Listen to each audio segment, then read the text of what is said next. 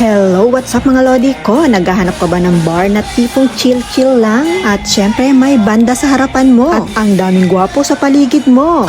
Charot lang. Ay, bini nga po sa ating pupuntahan ay pack na pa. Every 9 PM nga po ang start ng banda. Together with my friend ay dumayo nga po kami dito. Cheers! Ang inyo nga pong pungyan ay minsan lang makagawi sa ganitong klaseng lugar. Paano ba naman? Lagi na lang ang nasa daan. Let's go guys! Ako ang inyong guide from Chimchachoy MTR Station Exit B2. Paglabas natin, diretso lang dyan. At yan nga po ang ating model, si Mariel. Panalo ang outfit. At kaliwa nga po tayo dyan sa may Hang Seng Bang. Lakad nga lang po pagilid at madadaanan natin ang 7-Eleven. Kami ng aking kaibigan ay magre-relax muna kahit konti lang. Sa kabilang kalsada nga po ay matatanaw natin ang The One Mall. Tawid naman po tayo dyan. Sobra nga naming sinulit ang holiday. Kahit anong init ay sige, larga. Diretso nga lang po at isa pang tawid. Bubungad sa atin sa kabilang kalsada ang KFC. Pakanan tayo dyan mga lodi ko. Konting lakad pa. At kakaliwa naman po tayo dyan sa gilid. Ayan, sige pa po, dyan nga po. Diretsuhin nyo lang po yung way na yan. At pagdating naman po sa dulo, kakanan tayo.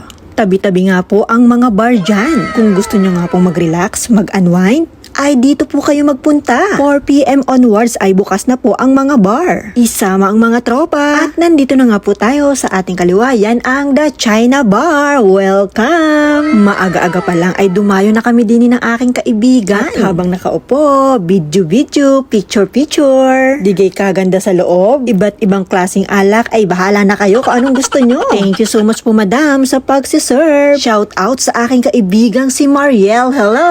Kain na nga po tayo mga lodi. Hindi nga po kayo maiilang dito kasi puro Pilipino ang magsiserve sa inyo. Kwentuhan, tawanan kasi mababait sila. Hello po Ma'am Christina and Ma'am Anita. Thank you so much. Masayahin at magigiliw ang ating mga kababayan dyan. Try nyo din po dito mga lodi ko sa The China Bar. Thank you so much for watching. Enjoy again. Bye!